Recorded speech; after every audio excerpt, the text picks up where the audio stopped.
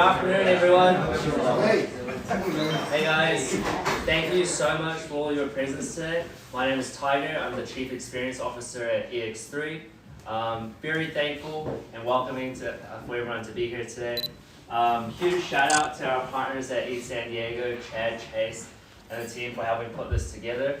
As we get started, I'd like to once again thank you all for being at the San Diego Crypto Castle, and have Alex, the founder of Wise, founder of the space Wise Castle, briefly introduce Wise and introduce the castle, and then have our CEO of EX3, David, briefly introduce our project as we get started. Go for Alex.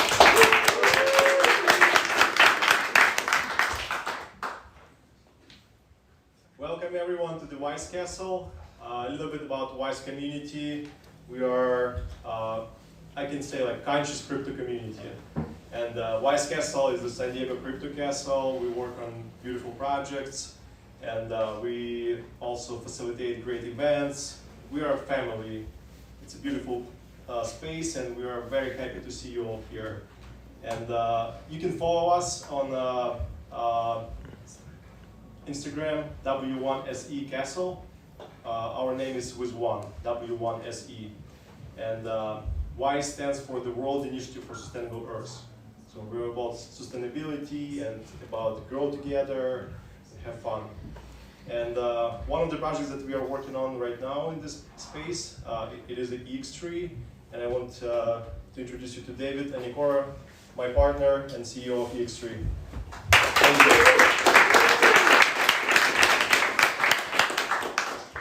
So talking about growing together, I'm really happy that we found the ETH San Diego community, and Chad for helping organize and bring this together.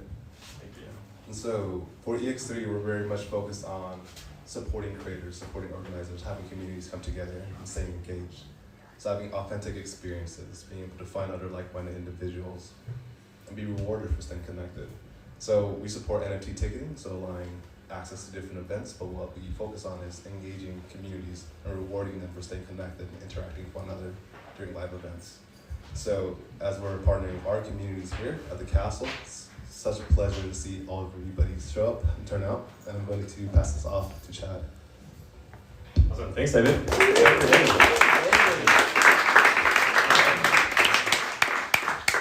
So we've got quite a crowd here, a lot of familiar faces from the ETH SD community, some new ones from the EX3 community, and just in San Diego in general. So real quick, who's been to an ETH SD event before? All right, awesome. Well, thanks for coming back, and thanks for joining us, and thanks to the Wise team for having us here for our first event at the Wise Castle. We're going to be having a fireside chat on Hyperbitcoinization, but before we get into that, we're going to do kind of like an Econ 101 masterclass. So if you guys have a traditional like fintech background, it might be boring, but you might learn something new. So stay with us, and then we'll get into the discussion part where we talk about Lohrli's thesis. So to get started, I'm going to introduce our panelists. To my left here, I have Daniel Kiani. He's the CEO of NoRamp and managing partner at 74 Ventures? 74 Ventures. Okay, cool. To the left of Daniel is Paul Pui. He's the CEO and co-founder of Edge Wallet. So I know a lot of you guys have been to the Edge Wallet headquarters. That's actually where we host a lot of events. So shout out to Paul for being here and for being on the panel. To the left of Paul, we have another Paul Vowell, who's the CEO at 40 Fund and founder of Scenes. And then last but not least, we have Erik Hanzlick, who's a tokenization advisor at Republic Crypto. So let's give it up for all our panelists. All right, so we're just gonna go down the line. Maybe Tiger, you can kick it off and get some backgrounds from our guests. Yeah, definitely. So to get started, we'd like to, maybe going down the line, Daniel, if you'd like to start, briefly talk about your background and how you arrived in the Web3 space and what you're currently working on. Yeah, for sure. Is this thing on? Can you guys hear me? Okay, cool. Yeah, so initially wanted to be a doctor. I was born and raised in a very small town in the southeast, and doctors seem to have just the best lifestyles. They're making the biggest impact. I've always been into math and science, so my initial plan was to be a doctor. I started to take tennis very seriously, and was just like, all right, I need to get into college somehow. Like tennis will probably be the way I get in. yeah, senior year of high school, moved to a tennis academy in Florida for a bit, and then ended up moving to China, and was training with their Olympic team, learning some Mandarin, eating some great food, and yeah, I actually started playing pro, and so ended up getting into Stanford, turned that down because I was already playing pro tennis. Why would I go to college? And yeah, right after I did that, I had an injury, which ended my tennis career, and yeah, I got pretty down on myself, and was about to fly back to my family in my hometown to walk at graduation for high school. So a week before I did that, I went and volunteered at this orphanage in Beijing, just to kind of put into perspective, kids who are actually underprivileged, and just to really get a good perspective on how blessed I truly was. So I did that. That experience was absolutely life-changing, just being around the kids. But there's a guy there who was raving about Bitcoin. And I had gotten into Bitcoin late 2015, just a little bit. I'd use it for some online purchases, which I couldn't do in China because of my US bank account. So I transacted in Bitcoin, nothing sketchy. But little guy back there. Yeah. I know, yeah. But yeah, I was somewhat familiar with Bitcoin, but this guy was raving about it, and I was inspired by his energy. So I actually read through the white paper, and I was like, wow, someone literally wrote all this stuff out, and there's some guy in Beijing at this orphanage who knows about this, and he's his whole life is dedicated to it. So that's when I realized I want to build technologies similar to Bitcoin that are able to make an impact on that larger scale. So yeah, that's kind of how I got into the Web3 space, started investing. The first company I started was actually an AI company about 7 years ago. And yeah, just been investing in the space, started a venture fund a few years back because I just have done tons of angel investing over the years. And yeah, been a part of some great Web3 companies. And now I currently run NoRamp, which is a Web2 to Web3 payment solution. And I'm actually building a new company right now called Saturn Bank. So we will get into that as the panel progresses. Nice. Awesome. And Paul, would you like to share more about your background and how you got into Web3 as well? Yeah, what you're working on? for sure. Thanks everyone for coming. My name is Paul Pui. I'm CEO and co-founder of Edge, as Chad had mentioned. Like say I'm Bitcoin class of 2013, approaching my 10-year anniversary of having pretty much ignored everything else in the world until once I found out about Bitcoin. I do have an engineering degree. I am a kind of dork at heart. To kind of go and give a nugget of my history to give you a little color on how fascinated I am by technology, similar to Daniel's history. Back in the mid-90s, I ran the largest bulletin board system in the San Francisco Bay Area. For those that predate the internet, this is an era where you would run software on your computer akin to a Commodore 64 using a floppy disk and host a couple modems where people would call into your house and start chatting with you, or hopefully one other person who's calling on the other line, because most people didn't have more than 1 or 2 phone lines. Mm-hmm. And so, at the ripe age of, 12 years old, and I ran a couple modems out of my house. I had people calling from all over the Bay Area to download software, and chat in the bulletin board system. And I've been fascinated with technology since. However, I did have a break. I took about 10 years off of technology and ran small businesses. I did everything from run a restaurant, bar, nightclub, did outdoor guiding, worked at a gym as a manager, worked with kids. And it was actually that experience that made me so aligned with Bitcoin when I discovered it in 2013. Understanding how payment systems work, understanding and also realizing that a lot of what the largest institutions and organizations in our world tell us are not necessarily the truth. Mm-hmm. It wasn't in the financial world that I realized that. It was more in the health, wellness, fitness, and food, medical industries that I discovered that through a lot of the people that I had interfaced with outside of tech. And Bitcoin just brought it all together. It's like, gosh, we're just being lied to left and right by the wealthiest institutions. So everything aligned, and within about a year I went full-time into crypto, and it's been about 9 years I've been working full-time with Bitcoin and crypto. Now as Edge, prior our company was actually founded in 2014, focused on payments and merchant adoption for Bitcoin, but pivoted in 2018 and now build a self-custody exchange, let people buy, sell, and trade, but always holding your own keys with a high level of privacy. Our goal is, some of these biggest centralized services, think the BlockFi, Celsiuses of the world. We want to replace them with an equivalent user experience, but you hold your keys, you own your privacy. That's our mission, that's what we've been trying to build, and we're hoping to deliver that en masse as the next bull run hits. So thanks a lot, everyone, for coming out, and looking forward to this panel. Yeah. Yeah, thanks, Paul. Thank you so much for sharing that background, and I'm sure with what you're doing, it's going to definitely provide one of the major solutions to solve all of this banking mishaps that's happening. Next up, Paul Val, would you like to share some of your background, how you came into Web3 and what you're currently working on as well? Yeah, much like most people in the world, I heard about Bitcoin about 10 years ago, thought it was confusing and said, fuck it. Lived my life in regret, as all my friends made a lot of money, and got on with my life as a content creator. I was a musician from an early age. I dropped out of school because me and my friends were in a band and made a message board. We got a Lifetime Achievement Award for unification of a music scene. Should have never happened, but I learned about technology and how it connects people and how it can affect the music scene, right? This led into the golden age of MySpace, where a lot of my friends got super famous and rich. And then I saw how fast Facebook came and realized, well, that was stupid. And then so on and so on and so on. I owned a recording studio, and then I saw the G5 come. Those who know what that means. It means you're out of business, right? I saw the pager introduce the smartphone, and all of it was done through music. And I saw us, me and my friends, get ripped off the whole fucking way. Every stage. And I saw us get broker and broker and broker and broker and broker. As technology expanded and connectivity became more accessible. It started with Napster, Mega Upload, and all these other things, right? Which led to new contracts and detriment.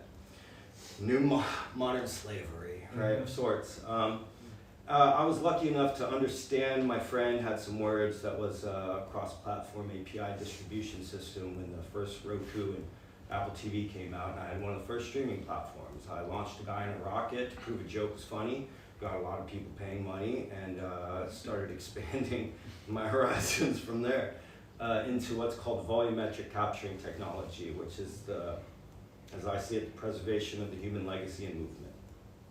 A lot of people know how you translate human data into virtual spaces, and it's through motion capture. And people look like a cartoon.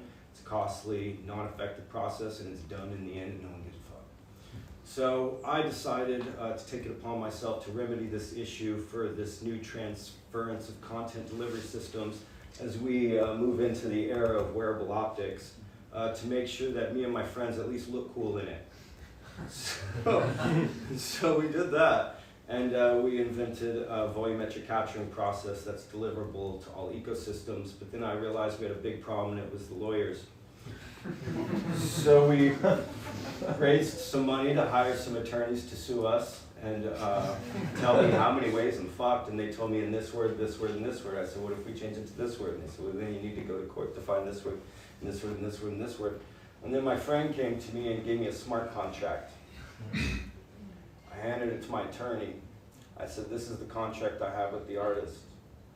And they said, well, what the fuck is this? Where are the words? And I said, bingo. You're fired. ChatGPT came out, fuck the world.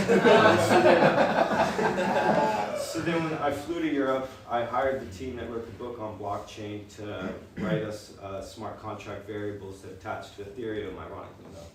And we built our own marketplace because OpenSea was problematic to all creators, and that just proved true when they took away all residuals. So this being the fundamental foundation of the trade of Ethereum became problematic to me because I view this as the solution for every creator. It's direct creator to consumer connectivity and the elimination of the middleman, which frees up trillions of dollars annually. I believe in interoperability, so we built it. Awesome.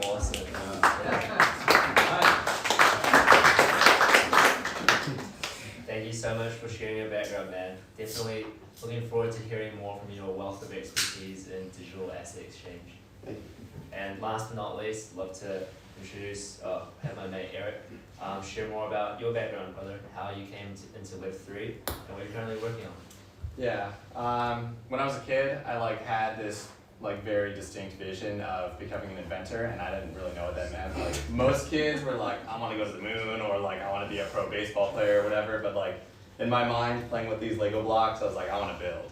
And I didn't really know what form of building I wanted to go into, but that I wanted to do some type of building. And that took me on the engineering path first. So I'm of the opinion there's 5 revolutionary technologies that exist today. AI, which is the automation of labor. Quantum computing, which is doing compute at scale in tremendous force. 3D printing, which is physical alchemy. Biotech, which is bioalchemy. And then the final, which is crypto, which is the orientation of incentives and human behavior, which is a profound thing to be working on. And of those paths, I picked chemical engineering first, and so that took me down the chemical engineering path, going into material sciences. And I realized that the type of building that I was going to do was not on the engineering side, but on the ideation, coordination of human labor, that type of stuff. So I went into Econ. Econ was great, but it didn't give me a reason to do the work that I was doing, so I switched into international business, and that's when I started to see functions of the way that the world works. And I studied Latin American economics and politics, and I did a thesis paper on Petrobras in Latin America. And my whole thesis paper was, blockchain solves all of this corruption. And it was just tremendous to me that one single technology that emerged could solve for one of the most fundamental challenges of human coordination. Yeah. But I got introduced to it in 2017. I had a friend that was working at IBM, and they had 2 monitors that they would send to me on their Snapchat. So one monitor had all their IBM cloud work, and then on the other side there was CoinMarketCap, and there was double-digit greens happening. So I'm like, wow, people are making a lot of money on this type of stuff. So I should at least pay some attention as I think about my financial future. But as I started looking to use cases for tokens, I found that wow, these are solving for decentralized energy grid problems, or are gamifying some human behaviors that are just naturally good for people to apply and operate. So crypto for me has always been one of those technologies that's an intersection of economics and computer science. And usually people do one or the other, so it's very rare to find people that are good at both. So usually the people in the space that are doing both are incredibly intelligent. And it's always good to be not necessarily the most smart person in the room, as people learn. So my whole gig going into crypto has been, how do I use tokens to bring freedom and decentralized and autonomous behavior into the world. So at Republic, I started at IBM, so I was actually working in content too. We were using Hyperledger Fabric to do decentralized content management systems as paired as high-speed file transfer. So we were working with Netflix, but we were also working with New York Times to combat fake news or piracy or any type of intellectual property theft. Also applies to biotech, where you spend billions of dollars researching and years producing just for your intellectual property to get stolen. So it was a good use case. 2020 happened. A lot of stuff came down with the pandemic, and I realized that enterprise blockchain constrained the possibility of what blockchain could do. And it was using decentralized technology by tyrants as opposed to decentralized technology being built by the people. So I knew I had to make a transition into crypto to see what the full application of that would look like. And I joined Republic. I started off on the token sale team, so I got familiar with the regulatory environment for selling securities or utility tokens that will eventually become securities. We'll get into that in a sec. But I moved over to the tokenization team. I'm naturally a product person. I love working with engineers to convert the ideas of a business solution into technical manifestation. So that's where I'm at right now. I have a bigger background on security tokens and on one of the DeFi infrastructure side. So happy to be here, and thank you all for being here.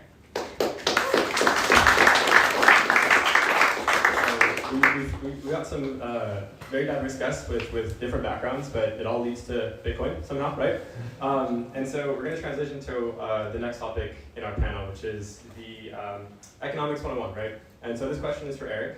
I'm going to ask you a simple question that probably has a much longer answer, but in your own terms, what is money? How do we get to fiat? and how does digital currency change everything? Yeah, it is a loaded question. When I think about money, I think of money as a product, and something like a bank operates as services. So basically, like, you have a noun, and you're commercializing the noun. In this case, money is the noun, and with services, you're commercializing the verb. So those things work in tandem, and the relationship is significant. But at least, like, for like the history of like the basic history of money, if you look at it as a product, it's solving different problems based on like the era that it's being presented in. So early on, like up to like 5,000 BC, before we had, you know, farming and all the type of agricultural revolution stuff, people were just trading goods. So like I would trade you 2 cows for like 10 shirts or something like that. But you selling 10 cows to some person to get 10 shirts is not necessarily like you selling 10 cows to another person to get an equivalent exchange. So that form of exchange was not really efficient for distributing or being able to do like effective exchange of assets. So then we started going into commodity-based assets, which could be cows, which is like a common form of like an asset that like people know a cow's a cow. It does specific things. It gets you like meat, it gets you like clothing, it does very basic stuff. But then there's also seashells, which like, do you just go to a beach and just pick up a bunch of seashells and like now you're rich? You know, there's scarcity that had to back those types of definition of value transfer, but also something that was like recognizable across different populations and cultures and stuff like that. And then post the commodity world, we started going to rare metals, which is like gold, silver coins, all that type of stuff. And those were traditionally standardized by some empire that could put their stamp of their emperor or their dictator or whoever, and that was the central authority that would be creating value around or like assigning value to the coins themselves. And so the problem with the coins was that like metal is very heavy, so like you still have a bunch of transportation issues associated with the value exchange of assets, especially like at scale when you're starting to go into like major enterprises or very large deals. And so we came to arrive at the transition of the, I guess like the gold coins into paper-based currencies. And there was a bridge between that where the US dollar used to represent the ability to go and retrieve gold for your money. And post World War II, during the Depression, the US did a fantastic thing of seizing all the gold in the US, which is a crazy power move. But that transitioned us into a fiat-based currency. And the only thing really backing a fiat-based currency is the government's ability to basically operate and enact their loans. And now we have tokens, which is a profound transformation to the way that we look at the value exchange, especially with the spectrum of fungible and non-fungible tokens, and then even the more interesting intersection of semi-fungible tokens. But now we can basically tokenize anything, whether it's some digital asset or some real-world asset. Tokenization can capture the abstraction of value for any object.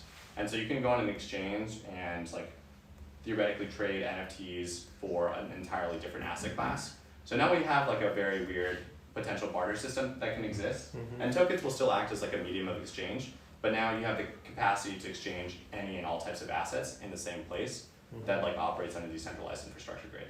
So it's a profound thing to be operating in the world of tokens today.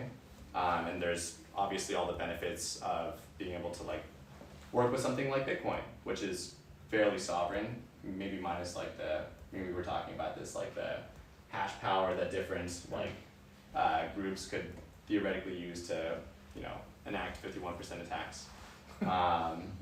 But that goes in contrast with the emergence of CBDCs or central bank digital currencies, which, you know, may operate on blockchains, may not, probably not, but we'll get into that in a little bit. But that's a brief history of the different productization steps of money, such that it like starts to facilitate a more efficient value transfer mechanism.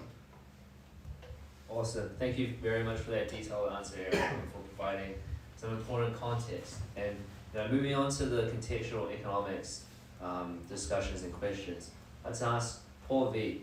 Could you share a bit on the background of the financial system? You know, how the economy really works and who the operators and participants of the economy are. Central bank. You see, a lot of the interesting future that we have in front of us is, as we notice, between Russia, China, and America, a lot of our value is based on oil trade, right? But the fact is, $6 trillion in digital goods is sold annually. This is big, right? The problem is nobody owns shit, right? Oil is usable. You get what you get out of it. You know what you're getting. You know it has a registerable kind of scenario as far as today, tomorrow, and the next day. Digital objects have some kind of unforeseeable future, and it's will Roblox shut down? I mean, that's real, right? But the problem we're seeing with destabilization of many countries, it just, the center of it all has always been the central bank. I hardly spent much time in school. I was too busy doing other stuff. But one thing I've known throughout my however many long years I've been alive is the story's always been the same, right? And the war is always the same, and the reason's always the same. And if you look at countries bombed by America, there's a common denominator, and it's called the central bank and lacking of institutions, right? And that goes to the very countries that we're at war with right now, right? So I understand that if we're to solve one problem on this earth, then it's just let's get along, right? The first thing you need to do is stop the people waving the wand. We can't do that with bombs. Can't do that with guns. Many countries have tried. Gaddafi is a prime example. A really good example of those of you who know your history. Tell another. Because that story is really fucked up. But what we have right now is a situation where we have opportunity as human beings, all across the board, to make an active vote for no, we don't proceed in this manner of an economic system that we base the world trade off of. Right now, that's in question anyways. That's in question right now, right? Maybe you're aware of it, maybe you're not. Look at the banks closing. Look at how money how oil trade is about to affect the dollar. And we should all be very concerned with what happens thereafter. And usually the response historically is we go to war. And this is what brings up the value of our money. Why? Because we use more fucking oil. Guys, it's oil, right? Oil is the trade, right? It's represented by a dollar, it's represented by whatever, but it's that cow that we milk. Abstraction of energy. Right? That is what it is, right? And it's dwindling every day. Our need for oil is dwindling every day, and this is concerning to those who have used it, right? And this is the central bank, right? So when we think about how we're going to build a new system, all we have to look at is the fucking kids. That's it. Ask them, do you want to go to the mall and buy a shirt, or do you want V-Bucks? Tell me the answer. Digital goods outweigh the sales of physical goods on planet Earth already. That already fucking happened. We can base all transactions off of that fundamental foundation that this future, they need that digital information. The transferability of that information and the accessibility of the information is the foundation of Web 3.0, and why, unfortunately, I do think Ethereum, which is on your banner, my point is, commodity trade, right? Digital objects are the new commodity. They're the only commodity. You digest more content than you do food and water, period. That's a fact. So then that becomes a matter of capitalizing on it, distributing it, and building a monetized ecosystem that we call applications. I mean, there was no such thing as an application or Silicon Valley and their new pitch for this application that's going to change the world before the smartphone. Guys, that rules the world. Applications. Before then, it was ICQ and chat boards like that, right? There was no deployable strategy that took over the world like Google, Amazon, and shit like that. So the fundamentals of human exchange has changed. And when Amazon starts fucking building NFT programs to facilitate exchange, guys, next level. It's over. I mean, it's just a matter of time. We work with a lot of, not a lot, we work with the single entity who works with a lot of government entities who are concentrating, even the US government's concentrating on one thing, digital transformation of identification. This digital transformation of identification comes with one other objective. money. And how can we monitor your money? Right? Well, this is how they align the two, right? There will be government wallets. You will have a new social security address on blockchain, right? And your data is transferable, acknowledgeable through these factions. So I know I got way off topic. No, that's I wasn't qualified to answer the question in the first place. What was the question? I don't remember, man. That's But I think we got there somehow. Yeah, that's absolutely all good. Yeah, And I'm just gonna pass it on. you actually provided Politicians. much more additional context, so thank you for that. Yeah. But on to continue the conversation on, when it comes to central banking and money, Paul P, would you like to share with the audience, how do interest rates really affect the economy and how it relates to inflation and with what we're seeing today with the potential for hyperinflation? So I can give a little bit of context on what's happened more recently, and I'm not a financial expert. I tend to trend towards a lot of crypto ideology, but because I'm going to guess most of you are in the crypto space, I'm going to give you a bit of more context from what I've learned on why the financial system works the way it does, and to some degree even the benefits of it, from the viewpoint of interest rates and whatnot. So in the most recent occurrence of the past 2 weeks, we've seen 5, I think upcoming 6 bank failures. Yeah. Right. The most recent one that hasn't quite failed yet that people are talking about, I think this one is German Deutsche Bank being the last one, and then Credit Suisse right before that. And so interest rates, that was kind of the question. What exactly are interest rates? Well, this is the rate at which the Federal Reserve and other central banks will offer to lend money, which really, they're effectively just printing it, right? Or you can go ahead and buy this money off us at this rate. Or they will also, at the same time, pay you an interest for giving them that money that they've printed back to them.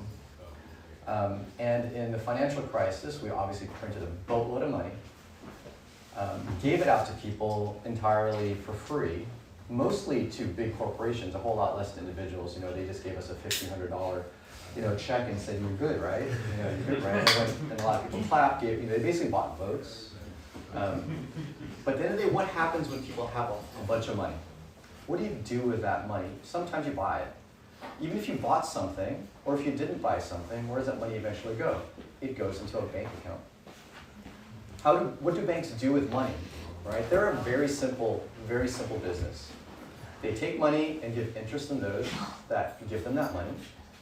That money they need to go and invest and earn interest at a higher level than what they're giving out to the people that put the money in. It's a very simple model, but very complex to do well. In the viewpoint of the financial crisis due to COVID, the interest rates that the central bank, this mic seems to have died a bit. Can you guys hear me okay? Yeah. All right, so interest rates were super low, if not basically zero. When people received a whole lot of money, a lot of free money, they deposit in banks, what's one thing that most people are less likely to do? It's take out loans. So banks have less of an opportunity to lend money to people. There's a lower demand for borrowing money when everyone just basically has free money. So the banks are flush with cash and they can't lend it out, or at least not at the scale that they used to be able to do. When they can't do that, they need to find other places to put the money. And one of the few places that's fairly guaranteed that earns an interest, which is considered safe, is effectively the government, right, the Federal Reserve. So how many people here have ever bought a bond? A few, a handful. I'll admit, through most of my young adulthood, I didn't know what the hell a bond was. And it's really one of those very convoluted financial words that just is another word for something we already know, which is a loan. When you buy a bond, you're really giving a loan, right? So these banks were buying bonds that were very low interest because at the time, interest rates were really low. So high inflation, right? Printed a lot of money, gave the money into people's hands. Those people put it in the bank, whether you buy something or you don't. Those banks needed to earn some interest, went ahead and deposited that as a loan with the Federal Reserve and bought bonds, some short, but many long-term, 5, 10-year bonds, which means you're earning very low interest over a long period of time. They're locked. Bonds typically have a maturity date. Think 5, 10 years is very typical. And so now money's locked. If you deposit $1 million in a bank and that bank took that $1 million and gave it to the government, you can't withdraw that. It's locked up. However, what people don't realize in the fractional reserve system, and I'm going to give the fractional reserve system a little bit of credit. The crypto guys giving fractional reserve systems some credit. So a lot of people say the banks are insolvent. They cannot, all the money is not there. And that is mostly true. However, you don't realize that loans get transferred all the time, right? When you take out a loan with a bank, sure, they then have given out someone else's money to you, so that money's no longer there, but they can sell that loan to another entity, right? They're like, oh, someone's withdrawing their money from bank XYZ. XYZ then takes a loan that they have with someone else, sells it to another bank, and now they have the liquidity. Same thing, they have a loan to the central bank, that's the bond that they bought. They could sell that to another entity, unless that bond is suddenly worth a lot less, which is what happens when interest rates rise. So when the Fed shot up interest rates from, it's kind of like ballpark here, 1 to 4, 5%. That, for example, 10-year bond just dropped in value by almost 50%. Do the math, right? 1% interest over 10 years yields about 10%. 5% interest over 10 years yields about 50%, 50 to 60%. So that $1 million to sell after a year, you're losing about 50% of that value. So now the total value in the bank, it's not the total liquidity, right? The liquidity is always shit, right? That money's not actually there. But really, does the bank have the ability to sell some asset in order to get that liquidity back? And in the case of the past several weeks, they didn't even have the ability to sell that, because if they were to sell that bond to someone else, you're gonna give them half the value. And there just isn't enough money if everyone were to withdraw their funds. So this is one angle. I think the question could be answered in a whole bunch of different ways, like what is interest rates and inflation, and how is it all tying together? I'm giving you a little bit of color on how it ties together with respect to the recent occurrences of the past couple of weeks. And so as people realize this, and they're like, oh my God, the banks don't actually have enough value, not liquidity, but value. Should I withdraw my money? People started withdrawing their money. And where do they do that? They do it in the banks that are at highest risk. Which are the ones that are at highest risk? Well, the ones that also have a high ratio of uninsured deposits. People that had a lot of money over the 250K that's insured by the feds. So that's created the most recent troubling concerns, and I think that will continue. Part of like the next topic of discussion with respect to why Balaji had predicted this $1 million Bitcoin, whether you believe it or not, it's at least a nugget of what could cause, just generally speaking, the dollar to go down in value, and what could cause Bitcoin to rise.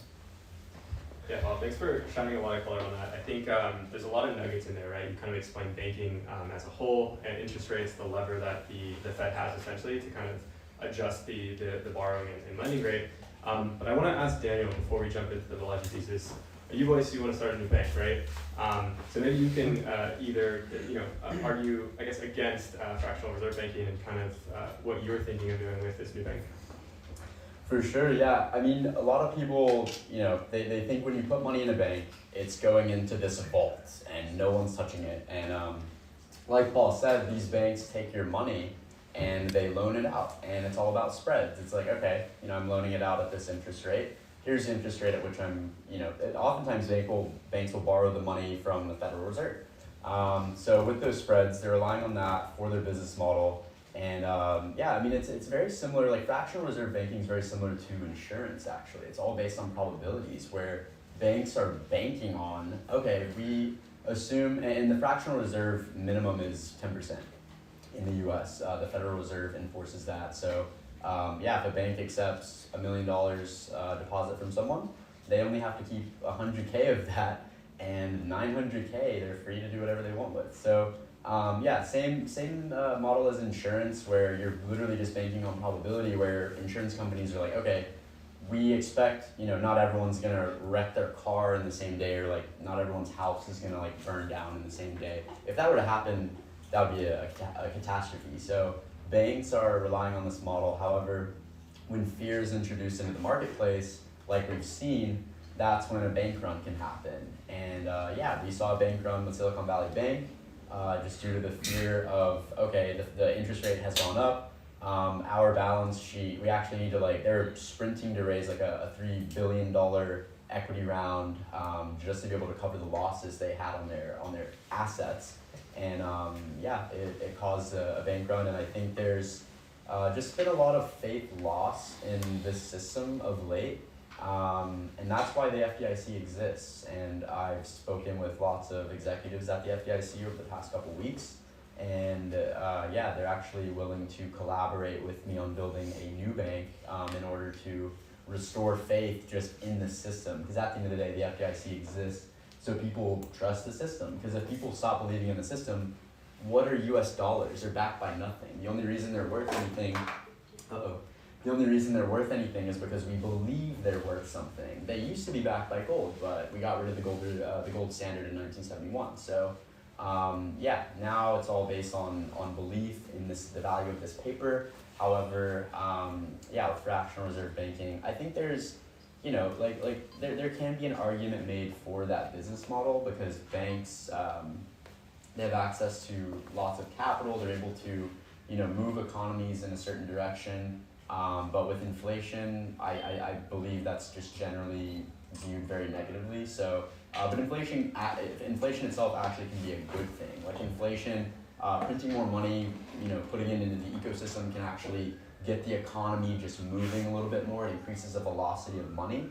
However, when you do that over a long course of time without actually increasing your GDP, your country's currency is just going to continue to get devalued, and then we see countries with like trillionaires, and they're homeless. They're homeless trillionaires. So with Saturn Bank, our whole mission is literally to build a bank that does not loan out customer deposits, and we're actually going to be utilizing blockchain technology for one, transparency, but two, just immutability. Really, we cannot touch any customer deposits. If you put your money in our bank, we have no control over that, and we charge you a flat fee of around 5 basis points to hold your money in the bank. And we rely on innovation within the company, and we've built products just to be able to serve our customers better. One of those products is an alternative to a FICO score, and I'm the son of an immigrant, so not really wasn't really favored by the credit system. My dad never put me as an authorized user on his Amex Platinum. Didn't go to college, so didn't get the whole Discover card college kind of thing. So when I was starting my first company, I literally went to the bank and was like, it's expensive to start a company, and I'm like, geez, let me research where to get money for this thing. And it's either you go talk to investors, which I did not want to do. I didn't want anyone owning a percentage of my business or telling me how to run my business. But the second option is you go to a bank. It's literally silent capital, but you have to pay interest on it, and you got to pay it back. You're not just selling equity. So I was just not able to actually go get any kind of financing. So that's what prompted me to build an alternative to FICO, which there's plenty of data out there. There's, especially in Web3. There's a lot of people in Web3 that have these super large wallets, lots of assets, and they have good trading history. I can literally look into someone's wallet if I have their ENS or whatever, and I can determine how good of judgment this person is making, how responsible this person would be, and then utilizing some AI to actually simulate, okay, if I loan out X amount of dollars, with this current market condition to this person, I can take a lot of data into consideration, such as where they work. Okay, how stable is this industry they work in? Are they at risk of losing their job over the next 18 to 24 months? Things like that. So I think banks really got comfortable and stopped innovating and just relied on simply loaning out money, relying on the spreads, and then the incentive structure, where this is what caused the 2008 crash, was mortgage brokers and all these people are like, oh wait, we get paid from just loaning out money, so we're gonna just approve everyone. We're gonna loan this stuff out to everybody, and then you get, you have AAA rated, Moody's rated mortgage-backed securities, stuff like that, and then those start to get downgraded because these people are starting to default on a lot of these debts, and that's actually what caused the 2008 global financial crisis. So I think with the banking system in general, there's just been a lot of misconception from the public's eye, and that's what I realized when I was 18 years old and was getting into Bitcoin.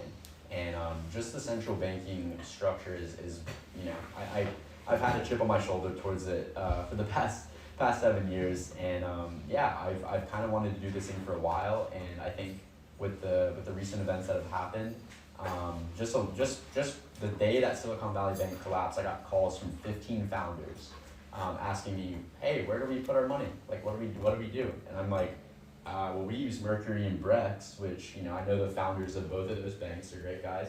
And but a lot of these investors are not cool with their money that they invested in these companies sitting in neobanks. It's all a belief thing. It's all like, how much do I trust the system? So I told these founders to put their money in JP Morgan. However, JP Morgan was denying them bank accounts because we have Web3 in our business model, things like that. So Saturn Bank is my attempt to really kind of just empower the Web3 builders out there that are raising venture capital, that do want to know their assets are safe. Because at the end of the day, you have real people depending on you. When you're running a company, you're running payroll, like there are parents with children who need food on the table. There's people have bills to pay. So yeah, I feel very inspired to build something like this for this community. The Web3 community has been so amazing to me. I've met so many amazing people that are truly like going out of their way to try to build a better future for this planet. So yeah, that's kind of my view around fractional reserve banking system in general, and how I plan on revolutionizing it. So, Daniel, when can I sign up for Saturn Bank? that's a great question. I would love to be able to say within the next month. Which we will have signups available within the next 6 weeks. We'll be kind of leveraging more of like a banking as a service provider, but in terms of actually signing up and depositing money into Saturn Bank itself, that's a little further down the road. There's a lot of regulatory hurdles we have to jump through, and working with the FDIC right now just to be able to. Yeah, there's a lot of stuff that we're working through, and also figuring out whether or not we build this thing from scratch, go through all that licensing stuff from scratch, or do we acquire like a charter bank somewhere. Which now is probably the best time in history to buy a bank. So that option's looking pretty attractive to us. Can I chime in on something that Daniel had mentioned that I think for a lot of you might be kind of shocking? You mentioned you'd be charging about 5 basis points, right? We've never paid money to put money into a bank account. And I'm going to say that in light of a positive note for what Daniel's building. You know the old adage, if you don't pay for it, you are the product? Banking, right? Not only are you the product, but actually paying you to be the product in banking. So the idea that you have to pay money to have someone hold your money makes entire sense. If you've ever held gold and had gold held by a custodian, it's never free. Right? It's never free because they're not able to fractionalize gold, at least not easily. They're doing it very, very under the covers and very illegally. But at the same time, that's just a different model, right? If we can accept that model, the same way that I would rather pay for YouTube than watch the ads and have my kids watch the ads, right? It's kind of just a different model, and you accept what you want. On the notion of why do we have fractional reserve banking, the benefit to that is you have to pay some money. If you want to take on that risk of someone else holding your funds for free, then yes, you can earn an interest on it. Realize though that as well, by holding in fractional reserve banking, the flip side of it, where does that money go? It goes out to loans. How many of you have ever taken out a loan from a bank? Ever? Like just about all of us?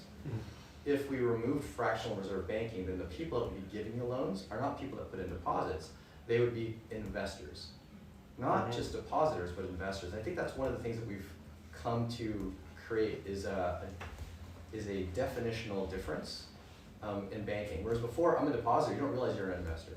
Right? When you deposit, you're an investor. Everyone thinks it's just safe, it's always going to be there. But we've opened our eyes to the fact that yes, being a depositor is an investor, but products can start to differentiate. Without fractional reserve, it becomes a very hard line. Are you an investor giving a loan to somebody, or are you simply a depositor?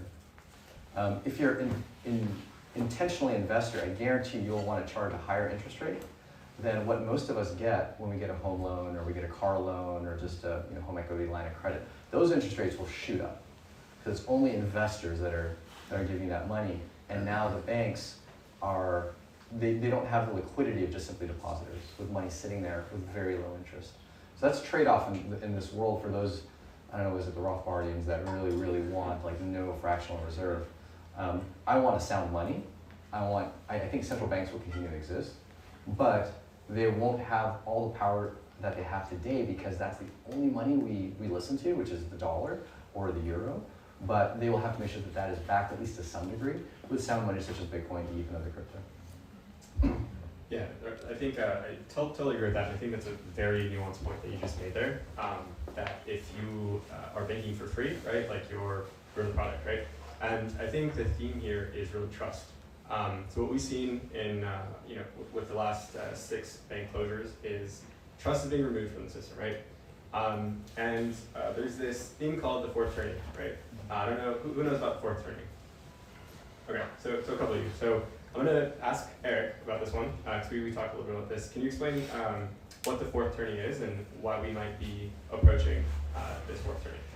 Yeah, so there's a book called The Fourth Turning on American Prophecy, and it basically talks about how most of history exists in generational cycles, and those generational cycles are about 80 years. So within the context of the US, if we look at like major turning points through warfare, back in the 1940s we had World War II. World War II was the catalyst for the US becoming the US dollar becoming the national or the international reserve currency. And we can talk a little bit more about the international reserve currency in a little bit. But that basically is what propagated all of the American culture and positioning for becoming the global superpower. 8 years prior to that, we had the Civil War. Civil wars are very messy and dangerous business, but that's about 8 years prior to that. And then prior to that, we had the American Revolution. So you can see that like all of these major transformative wars, especially with respect to like US history, but this phenomena happens across the world. But that like these 80 period generations are associated with a series of transformations that happen on smaller subsets that are 80 years, that start with like the post-war era of enlightenment, and then the second era of transformation and growth, the third era of decay, and then the fourth era of collapse or warfare. And so when we look back at the timing, 80 years from 1940 is about 2020. So we're in a period of time that correlates with this concept of the fourth turning, which is the final chapter in a generational cycle. And each generation, depending on what time period they're born in, has a different role to play throughout society and civilization. So at least with respect to the fourth turning, the millennials and the Gen Zs are responsible for dealing with the conflict that emerges from the fourth turning.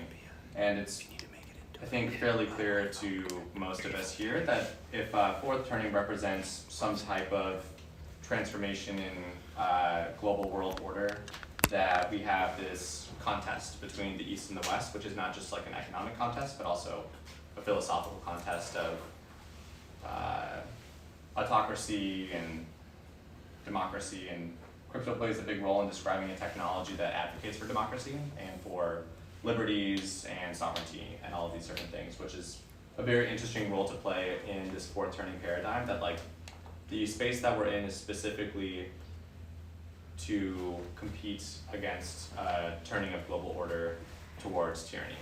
So specifically the millennial generation for the fourth turning is recognized as the heroes, in the sense that they'll be the ones that are leading the world through the catastrophe or the war that we'll be going through, and that through that emergence, the Gen Zs will come out as the artisans that will inherit the earth. So that's something to be mindful of when we think about our role in crypto and our role in transforming not just finance, but society at large, is that our population or generation is going to be responsible for designing that economic and political future.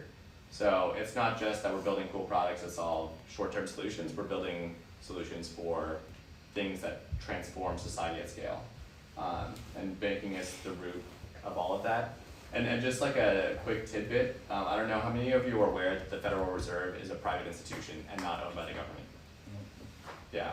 So all of that money that like the US government owns to the Fed is basically a private institution that is owed trillions of dollars. So, I mean, if money is the root of all evil, then they have the most amount of money. So just, you know, you can put two and two together. But I'll leave it at that. Yeah.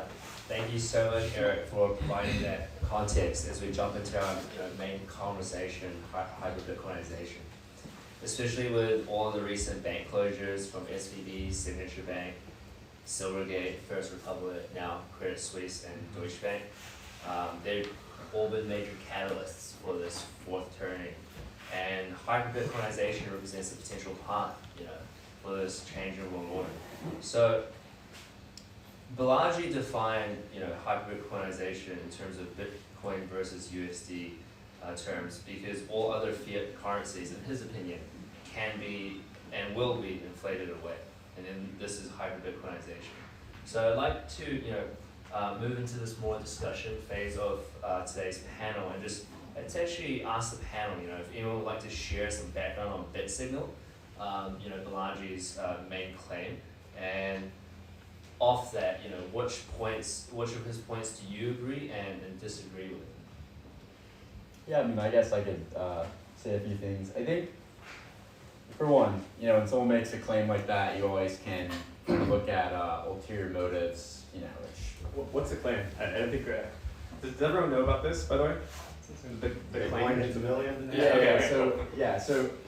To clarify, for anyone who doesn't know, I'm sure everyone in here might, but Balaji, one of the earliest employees at Coinbase, brilliant investor, is claiming that Bitcoin, and he put a bet, he made a bet publicly that Bitcoin will be at $1 million USD within 90 days from his claim. So my initial thoughts around that, when someone does these kind of public proclamations of something super speculative, such as, Bitcoin at $1 million in 90 days, I try to look at the ulterior motives, all right, what prompted this? And I think it's brilliant on his end, because he's really solidifying his role as the advocate for Bitcoin and hyperbitcoinization and all this stuff.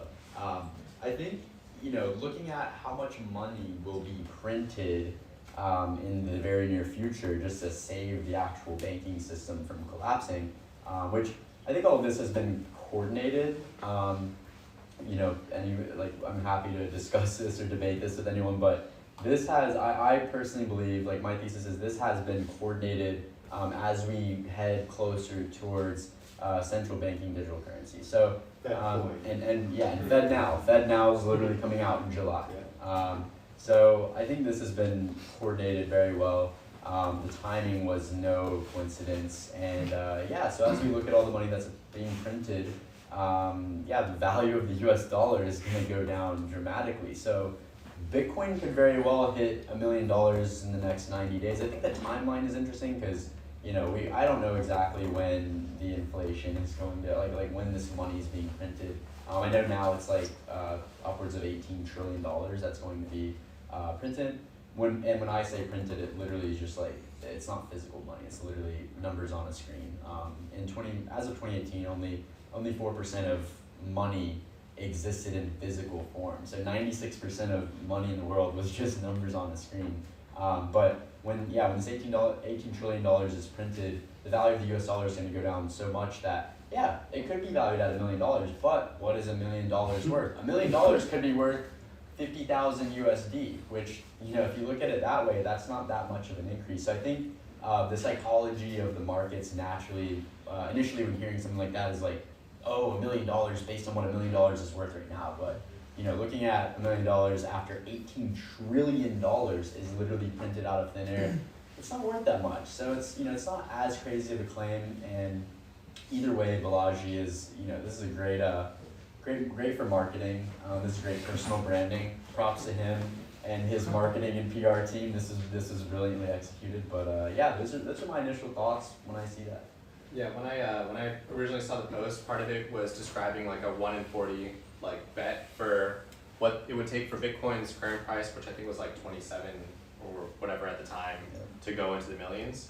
And so that 1 in 40 bet really only looks at the road valuation of Bitcoin, but it doesn't necessarily account for the devaluation of the US dollar. So it seems much more feasible once you factor in the potential loss in value versus the potential gain in value. And with the contest of the next international reserve currency, it may not even be the US CBDC that ends up being the thing that Bitcoin gets valued against very broadly. It might be whatever the hegemony of China, Saudi and that body of people like that they're going to be. I mean, we can get a little bit more into this because I don't know if we dive deeper into another question, but that's going to be like a commodities-backed currency. You know, it's still going to be petrodollar, but at least it'll have like other assets mixed into it. But And we now have the petro yuan. yeah. So that was a very recent. Did you see the update? Yeah. So. What is that for those that don't know? Well, yeah. So China has actually been just stashing gold. China's brilliant. Lived there for a couple of years. Got to actually meet several government officials and some of the wealthiest people in China. They're tennis. They love tennis and they love practicing their English. So I was like the person to hit up for both of those things. But yeah, they've been stashing gold and have been doing so for a while. And they're actually planning to have a real currency that's backed by real assets. It's a crazy concept in today's world. So the petro yuan is actually a new currency, and in China, the Chinese yuan will actually come out as the global reserve currency. I mean, we can see, global reserve currencies are really based on, like, war is what determines that at the end of the day. And after these wars that were fought in the last couple centuries, that's when the U.S. dollar really emerged as the global reserve currency. And we're, like we talked about oil earlier, that is like one of the things that you can extract value from. It's not perceived value, such as digital assets, like, oh, I view these V-Bucks, or I view my Bored Ape, or whatever. That's all perceived value. There's no like real tangible value to that. But oil is something that actually has tangible value. So China is emerging as the global power here, and their currency is going to be, in my opinion, the global reserve currency. So, Can I squash on that? Yeah, sure. If you look at why we even have global reserve currencies in the first place, it kind of goes back to question number one, which is what is money, right? So there is a definition of moneyness and traits that make a money. There's scarcity, transportability, divisibility, fungibility, and how strong a money is in each of those categories kind of contributes to it being money. And if you think about it, why do we have a global reserve currency? If you have a global reserve currency, there's a specific unit of value, and that creates stability, right? So stability being a key thing, which is one of the reasons why Bitcoin and other crypto don't make good money in that category of money. Transportability, well, we all had gold for thousands of years. It wasn't very transportable, and I think you had mentioned that as well, right? Fungibility, $1 bill is a dollar bill. It's generally pretty fungible in most of the global reserve currencies. Sure, there might be some cocaine on a $100 bill, but for the most part, we don't care, right? We still use it as $100. And the transition from one to the other is usually because that moneyness of that money starts to degrade in one or more of those categories, right? Usually, it's the stability part, because that money gets hyperinflated, much like the Deutschmark did, and the stability then transfers over due to wars, just like Daniel had mentioned, into another currency that at the time when the US dollar became the global reserve currency, it was backed by gold. And so that gave it stability. But we've never had a money that could be the global reserve currency that ticks off a lot of those boxes that wasn't run by a government. And Bitcoin and potentially other crypto actually gives us a really strong amount of moneyness in many of the categories. It's far more transportable than any of the other currencies. It's very fungible. Stability being the issue, but that really is determined by a lot of value entering it, right? Any money becomes more stable when more value is being held in it. It becomes a larger ship versus the tugboat in the waters. So this is the chance for crypto to become, or one of the cryptos, very likely Bitcoin, to become the global reserve currency. And if that's all it became, we don't use it for day-to-day transactions, that is still huge and could cause it to hit $1 million.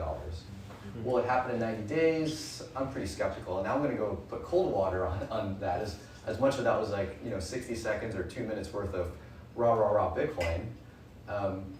One of the things that kind of make me bearish on the statement by Balaji is me having listened to probably like 3 or 4 of the podcasts that he's been on, and him not answering the hard questions.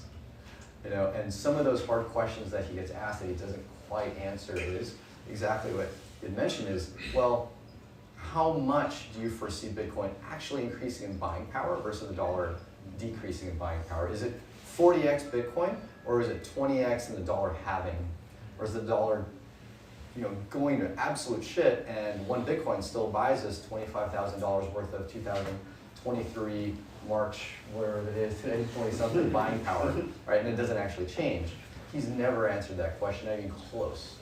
And so if you're going to predict it, and you're predicting it for a specific reason, meaning dollars going down in value, then I'd say, well, give us an idea of what that would look like. What would the future 90 days look like? And then why 90 days?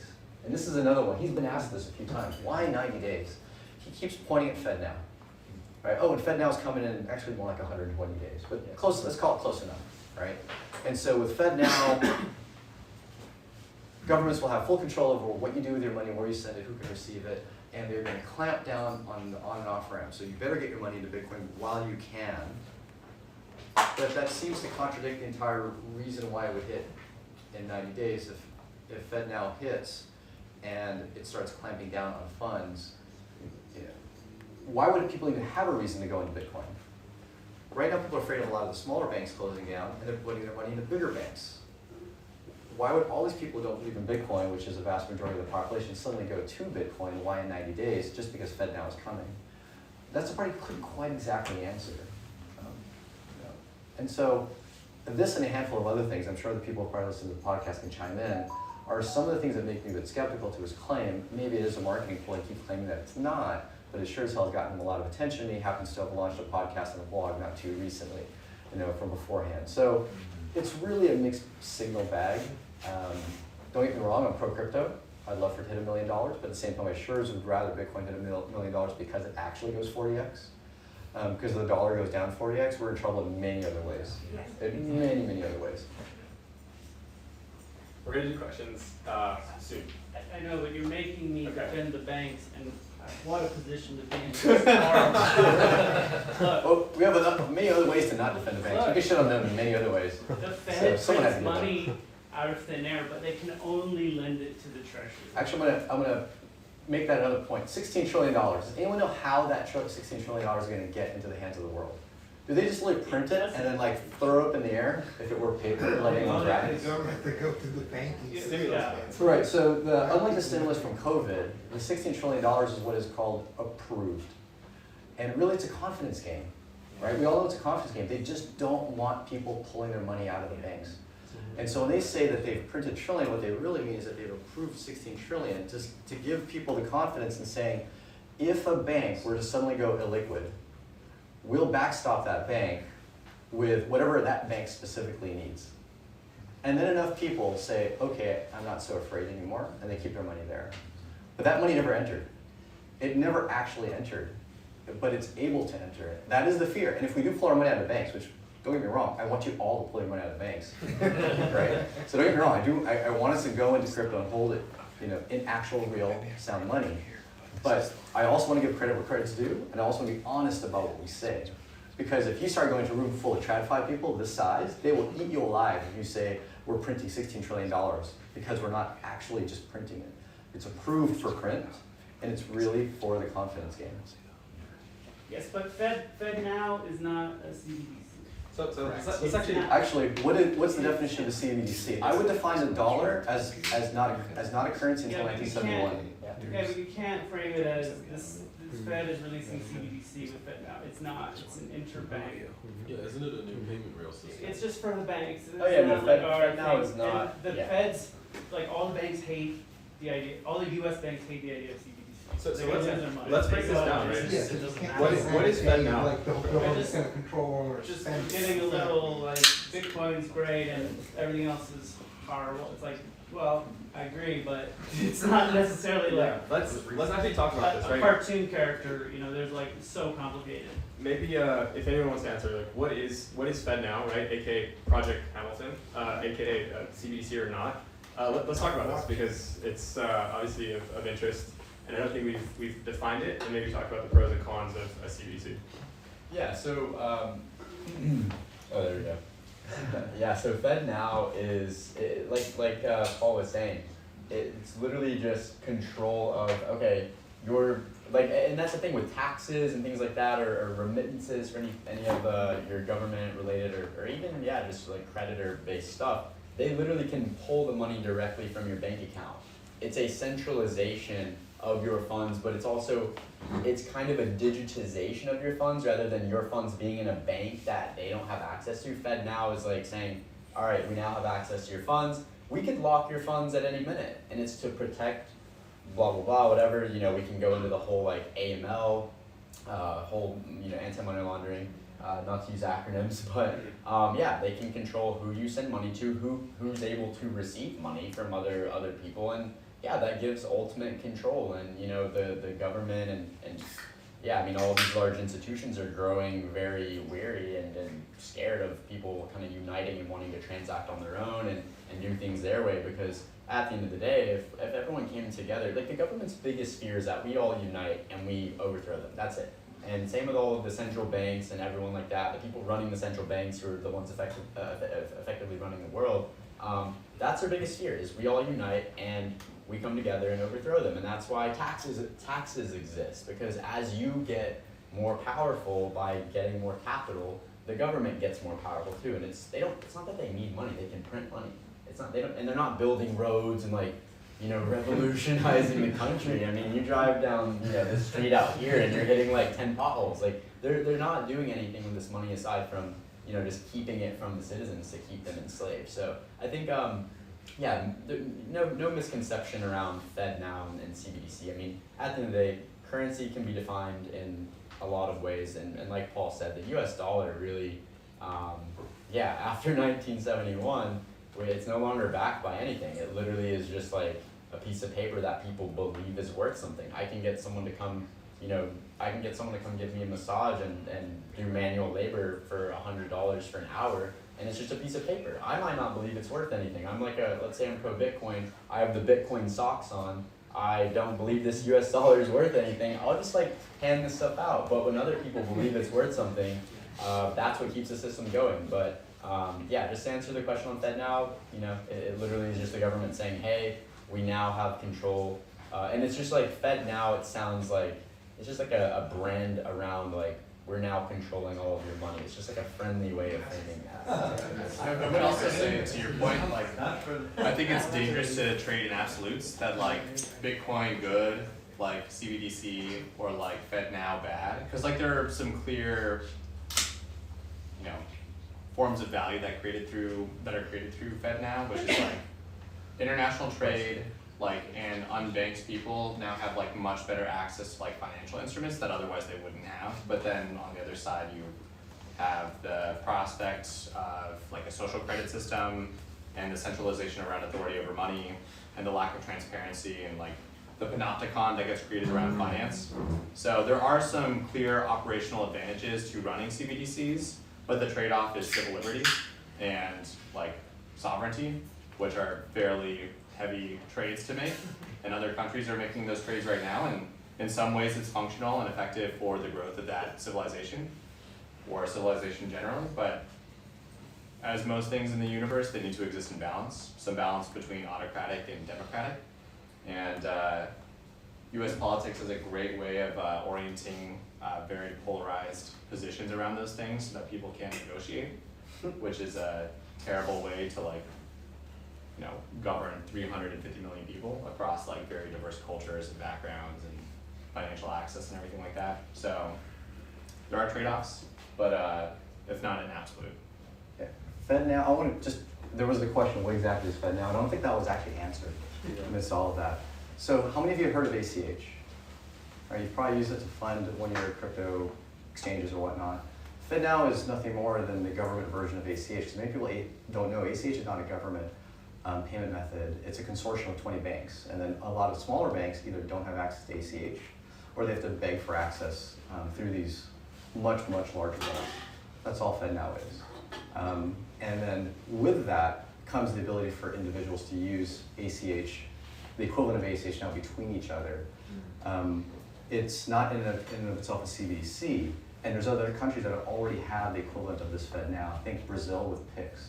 So in Brazil, there's a payment method called PIX. It's mandated by the government that every merchant pretty much anyone that accepts payment, except PIX. Sure, the government fully knows everything that's happening through all PIX payment methods.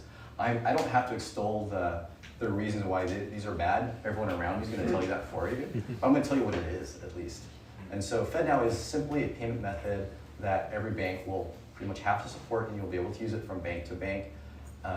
It'll be generally much faster to settle than ACH. If not just instant. PIX settles in 15 seconds, if not less, just to give you an idea. So it'd be embarrassing for the US government to have one that settles slower than what they have in Brazil. And if I had to kind of give you an idea of the difference between that and a CBDC, I think the reason why CBDCs are going to have a lot of friction getting adopted is FedNow works between existing banks. So your Wells Fargo will be able to transfer to someone else's credit union, San Diego County Credit Union, pretty instantly and quickly. The CBDC is effectively us having a bank account with the Fed. What does that do? It completely bypasses retail banks. And so that is a huge threat to retail banks. So the biggest opponent of CBDCs is less the crypto people, it's actually the retail banks. So think about that, right? So now that any of my enemy is my friend, it's really kind of hard to tell whether or not you're going to like CBDCs or not. If you hate retail banks, well, this might be a reason to like them. If you love retail banks, this might be a reason to hate CBDCs. One thing, and probably a really not mentioned benefit of both FedNow and CBDCs, is a little known fact that a lot of the squashing censorship of financial payments is done on activity that is not illegal. I think Choke Point 1.0, that was targeted a lot towards firearms. So if you are a proponent of firearms, many merchants weren't able to sell firearms goods, bullets, guns, because they couldn't get accounts that would process those payments, not because it was illegal, but for a lot of political reasons, governments wouldn't want, well, at least the US government didn't want these merchants processing payments, so it was really a elbow, nudge, Visa, MasterCard, don't do this. They couldn't pass a law. If they really didn't want to, and they could, they would just simply pass a law. You cannot buy guns, but we've got also this thing called the Constitution that protects against that. So in a way, private institutions, i.e. banks, are the henchmen of the government. They allow the government to do things that they can't actually impart laws to do themselves. Once payments have to go through a government payment method, FedNow, CBDCs, now we have the Constitution protecting all the activities that we should be able to do with those payment methods, because they don't rely on private institutions anymore. So there's a chance things like crypto, buying crypto, would be actually very, very difficult to ban, and it would be difficult for us to get access to send money to a crypto exchange through a CBDC or FedNow, because it's not technically illegal. And there's no one to just elbow, nudge, and say, don't let this happen, because we don't like it. And the same thing for guns, same thing for prostitution, same for anything that's actually, well, prostitution, if you're in Amsterdam. But other activities that are frowned upon are especially politically charged, but not actually illegal. So realize that there is a potential benefit. Generally speaking, I'm still against the concept because I am big on just privacy in general, but also realize that digital transactions haven't been private for decades. Don't think that it's going to be any less private. They haven't been private.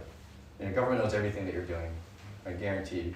So CBDCs won't make that necessarily a whole lot worse. It might make censorship worse if they actually deem something is illegal. Then absolutely not going to be able to do it, but you wouldn't be able to do it with banks either. Awesome. Thank you, Paul, for that very important context. And I'd like to ask one last question to the panel as we start to wrap up before taking maybe 3 audience questions. Just for everyone to give their personal predictions, on the best case and worst cases for the general financial system moving forward, as well as the state and evolution of how Web3 solutions may come to replace some of the current existing ones. Would you like to start? I think until my children can double click the side of my phone, it's never going to happen. But once there's a conversion or the need for that conversion, right, which will take that children's money, the people who spend money without expecting, right, they just spend. That's a vast amount of wealth that gets transferred around our economy. So when these kids can double click that side of the phone, and it doesn't matter which coin it is, But when it facilitates that movement of giving them what they want, and they in turn turn over that money and then it gets flipped over to crypto, right? Because they're not expecting it to turn back. Right now, every coin, every movement, and every meta whatever is nothing but an investment. There's not one person in this world who understands or trusts it at all. Because it's not a good, it's not a service, it is literally an investment. And right now the SEC is hounding every one of them. So now you've lost the general public. It is only the money market, right? That's all, you don't have the kids. Without the kids, you have no market. It's merely just an investment racket. And it's hardly that right now. I've been involved in a lot, I go to a lot of crypto meetings, and most of them are Tupperware parties. 95% of them is Tupperware party. And if you guys are a little bit older, you know what that means. Your mom ends up with a fuckload of Tupperware party, your dad's pissed off, right? You store macaroni and cheese in it. So it's until there becomes some real tangible goods, more importantly, an easier point of entry. Myself, I'm trying to push forth this revolution in content discovery. I got one big problem, and it's onboarding people, right? The point of entry doesn't exist. It's, okay, first I need you to get a wallet, then I need you to learn wallet connect, and then I need you to buy something. And it's just, what? What? I mean, my son, luckily, he understands, but he's like trying to teach his friends, and that's a slow way to approach, you know, the world, right? One child at a time, so it's the only way to do it, though. But truth be told, until there's actual purpose, right, other than, you know, making money, right? There's a fucking million ways to make money, right? A million. And that is never going to be the new way to make money. It will be the new way to buy things, though. It will be the new way to use your wealth in exchange for something else. That it will be, but it won't be until there's a complete crash of ours. Americans are too used to it, right? You have to, literally, there's this embedment in our Constitution that says, fuck you, no, I'm not changing, right? It's just something. So the digital transformation is going to start with identification, right? Number one. And then it's going to start with little objectives like the Social Security office, the lack and need of it, right? And then pray the DMV gets obsolete as well. And then you won't have to renew your driver's license, you know, in such a way, right? But then it becomes, how is that conversion happening? Well, it's going to be the government, right? If this is a government identification, right, then we're talking about government conversion, right? So then you take all of this wealth, okay, all of these dollars that are floating around, just like they did when they collected all the gold, right? And God forbid you find gold on your fucking property. There's been a couple people up north, feds come right, you think you just found millions in a tree, you found a bunch of problems. That's all you found, right? So the same thing's going to happen where it's going to be, you know, a scarcity of, you know, you have these dollar bills in a frame from 100 years ago when currency exists, much like I collect Roman coins, right? It's just going to be some bullshit, but it's a filtration. It has to be converted, and it's going to be converted over time, and it's got to be done through goods and services. You know, oil's never going to be right, but that could be not actually the case because the United Arab Emirates has a huge agenda towards crypto and metaverse spaces, huge fucking agenda. So they could actually be the pivot, right? But it's not going to be America, and it certainly isn't American consumerism when we're 24% of the consumer market of NFTs is the Philippines. The next largest consumer is Taiwan, right? But America is the #1 consumer market in the world. But we don't buy Tupperware, right? Real talk. So until that conversion is done with a purpose, there will be none.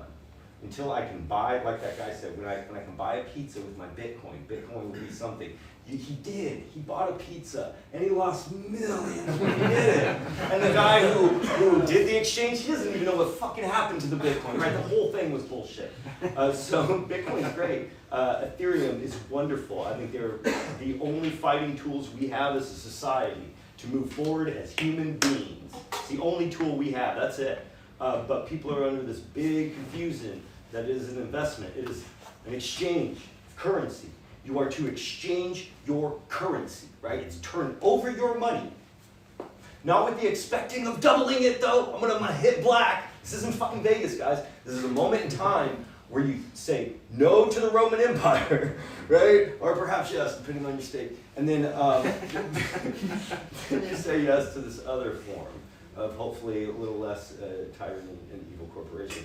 But my point is, until that vote is known that it's a vote, right? No one understands that it is a vote, right? And we all have a moment to choose. In fact, if there is administration of proper information where the whole world can go, okay, what the fuck is this? Like we're doing right now, right? Like, what is it? Why should I give a fuck, right? If there was someone who can like through a sock puppet convey it in like one sentence and go, war bad, civilization good, right? Just vote yes. But then there's the fear of, well, where did my money just go and how do I? Well, when identification becomes digitized, now we got that war too, right? So there will always be that Fed coin. There will always be, let's keep in mind who brought us the internet. DARPA, right? When Tom brought us MySpace, the CIA brought us Facebook. Look it up, right? So, I mean, they have their own blockchain, right? Blockchain technology is not gonna go away, it is the new it. Right? Visualizing blockchain data, the new race. Web 3.0, the it, right? But then what is it? Well, it's the world's information, everywhere, accessible, always, monetized, and exchangeable, right? Then it becomes a matter of the exchange. So when content, when oil, when a car, we've seen that already, shoes, we've seen that already, clothes, we've seen that already, guys, we're right here. We're fucking right here. The only thing that is going to happen, has to happen, is either a war of unfathomable proportions of like devastation that we can't even comprehend, to where the only thing left standing is a decentralized system that we're chatting, right? Up springs the new world, but until then, it's an exchange. One child at a time. Right? And until something becomes so fucking cool, so fucking overwhelming, like World of Warcraft, let's forget, cryptocurrency didn't exist until World of fucking Warcraft. That's real. There's no such thing as an NFT. There was a sword. And a guy who wanted it bad enough, you'd pay cash for it. And the revolution began. But the truth is, there's no metaverse, there's only video games, right? The metaverse is your new website. The way you convert data, interoperable exchange of data, currency even, right? If you are a trillionaire in Zimbabwe, I can tell you right now, I work with Cameroon's #1 artist, who's also #1 in France. He performs in front of stadiums. This guy's the shit. I had him come out to work with Scott Starch out here in LA after 2 weeks. This guy's like, Paul, I need to borrow some money. I'm like, but aren't you? He's like, yeah, I can't even afford a fucking apartment out here, right? Because the translation's bullshit. So then he goes to Nigeria, performs. He goes here to perform. He collects money from here, but he can't spend it here. He collects money from here, he can't spend it here. And then the translation, he's made nothing, right? Musicians, we do not want to tour in America. That's where you die, simply because of money, cost. But then you go outside of the region, and you get taxed going in, right? So a standardization of a transference of data, which is simply money. Data's money. Money's data now. That's it. It's fucking numbers, right? So we need a unified system that is not the central bank, but a decentralized system. Blockchain, a blockchain, for those of you who don't know, is nothing but a ledger. It's just a fucking ledger of truth. OpenSea's a visualizer of blockchain data. It's just a UI, right? That's it. Very simple. You can build one yourself. You can download it off GitHub. I'll show you. It's simple. It's not the future.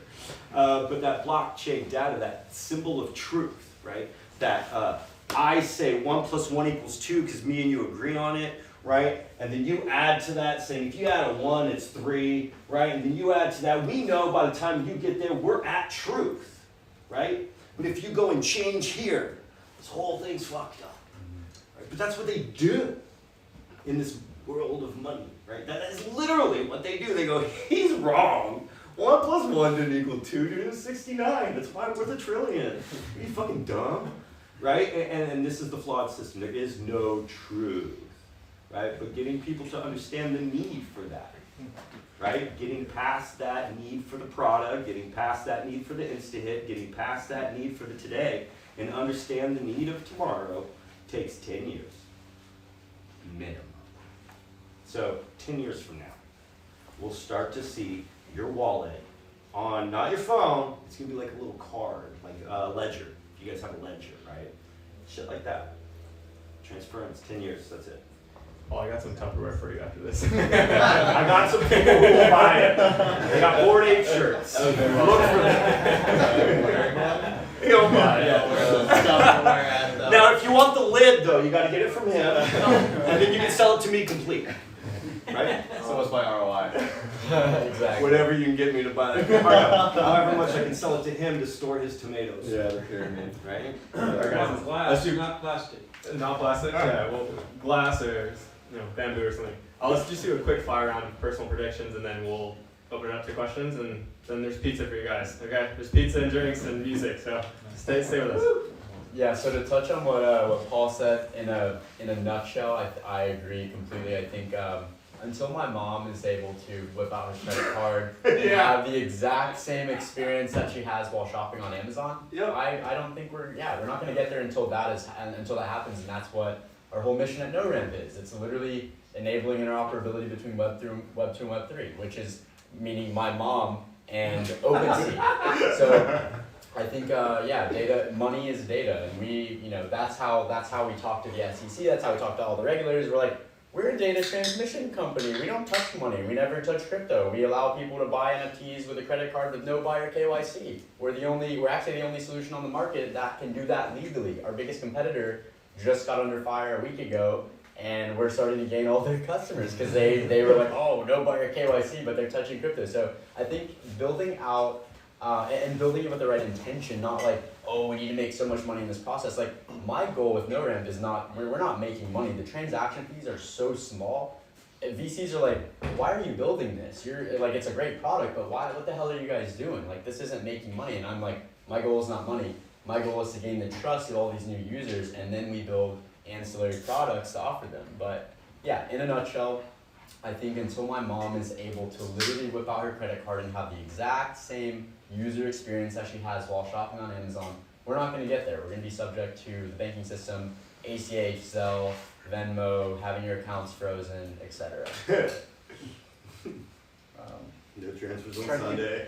Trying to keep it brief, I think we have two systems, the old fiat rails and the new crypto rails, and they're an oil and water mix. We're actually never going to have what Daniel just mentioned. We have an irreversible payment method, which doesn't work with a fully reversible, and fully reversible is the infinite future of fiat, right? Fiat and government rails, bank rails will always be reversible. The two just simply don't mix. What will happen, I fundamentally believe, is that we will have a sudden shift because we'll need to. Right, the necessity is the biggest driver of transition. Much like Balaji actually mentioned when he very accurately predicted a lot of the transition that would happen with COVID. One of those things was overnight we figured out how to do remote work for the companies that could, the work that could be done. And in that same sense, merchants are going to figure out how to accept crypto when they absolutely have to. If there's this whole like, oh, I'm going to use a credit card, I'm going to sell crypto and it's going to go here, that's always going to be friction. And it's only going to get more friction is my fundamental belief. So your grandma will never be able to hide the experience of using crypto long term by using fiat with crypto kind of in the background. That was a whole big pitch. Just hide the crypto, but it's always the standard. It takes too long. It's the reversible and the irreversible. Those don't mix. You can have very fast fiat, you can have very fast crypto. Once you merge them together, they break. So we're going to be in this horrible, squishy land of the mix of the two until we're crypto native. Once we become crypto native, and I think what will make us crypto native is the need to be, because of a lot of infrastructure collapse within the fiat world. When that happens, we'll figure it out. Just like we've always done, even if it means we're using 100 different blockchains as poor man sharding, we'll figure it out. We will figure it out. I actually would make a counter argument for the water oil arguments, and the thing that sits in between that are security tokens. And maybe security. Those, like, I think even was it Balaji that said those have, every time they try to get those to work, they don't. All the benefits of crypto and blockchains, as soon as you put a security on an SEC, Like all that just goes out the water. But you think just about fall back. think about the institutions that have been marketing or selling security tokens. None of them have users. T0 went down as an exchange because they had no volume. Yep. Decentralized has 60 users simply don't work. at most. Securitize builds a moat around their technology and claiming it's open source, but you can't develop or launch security tokens on Securitize from other sources. Like, we've tried working with them, and it's like our clients go through our experience, and then it's impossible to like do an interoperable way of transacting. INX is probably like the closest thing to like having a sound like user base and marketplace for tokens, but ultimately like most security token exchanges just don't have users. And when you don't have users in an exchange, you're not making money. But with Republic has 3 million KYC users that are also like in a lot of ways like CF investors. So now you have normal people that can invest in securities, which didn't exist until 2016, which is like one of the most perverse like socioeconomic divisions that has ever existed. So when Republic talks about the democratization of finance, it's truly enabling everyone to invest in an asset class that otherwise they didn't have access to. Without having to be accredited in that. Correct, exactly, yeah. And there's a bunch of other interesting things that are happening with securities that are getting tokenized, like BlackRock was able to tokenize an ETF and put it on a DEX. And basically you're decoupling KYC activity from like the actual trade of the asset, and you can only redeem the asset's value once you go through the KYC process. So there's like a bridge between the two. I think that's kind of a fishy way of doing it that probably won't last for a long time, or at least I'm a little skeptical of it. But Republic has been like building a huge narrative around security tokens because we already have the user base of CF investors that can participate. And you know, the market for investing right now is not hot for anyone, whether you're an institution or not. But the function of a security token is strictly superior to paper securities, and it also has the capacity to integrate utilities into the function. A utility could be network operation, a utility could be governance, a utility could be gamification. There's a whole spectrum of utilities that can be built into a security token, such that the value is the superset of a security and of a utility token.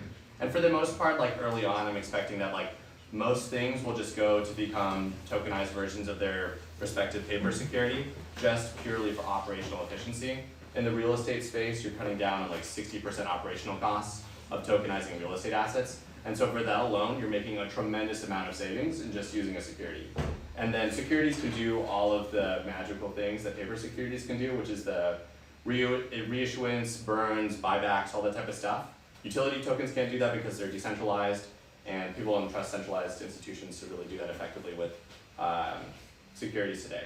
So I'm imagining that in the future, all assets will be on chain just because it's a strictly superior technology for managing them, and they'll be able to have all of the management and organizational capacities that securities have today. So it's like no different from what we have with securities, but like it's just a strictly superior form of what we have for paper securities. And then you add the gamification or all these utilities, and now like investors aren't just benefiting from the upside, they can actively participate in the governance, and that's the tyranny that will exist for quite some time is corporate tyranny.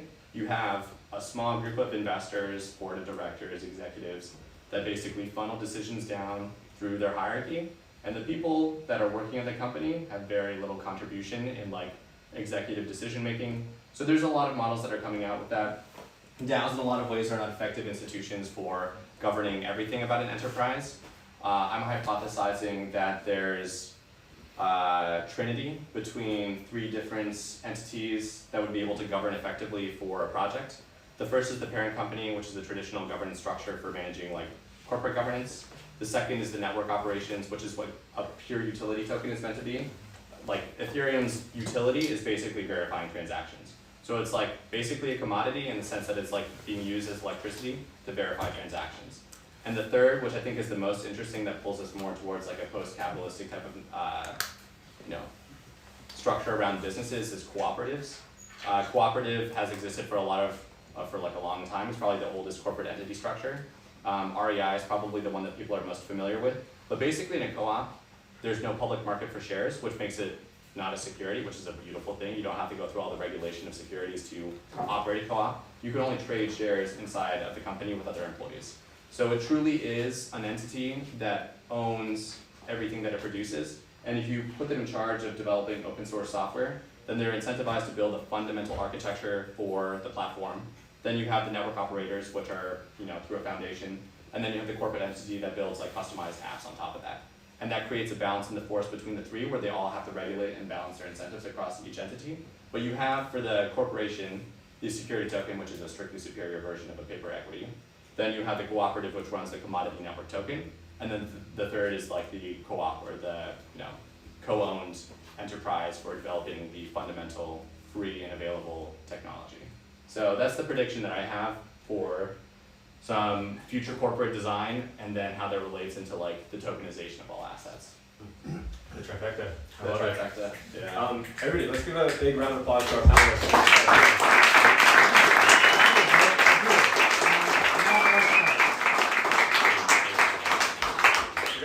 We're gonna open it up for a few questions. Before that, I have 3 questions for you guys.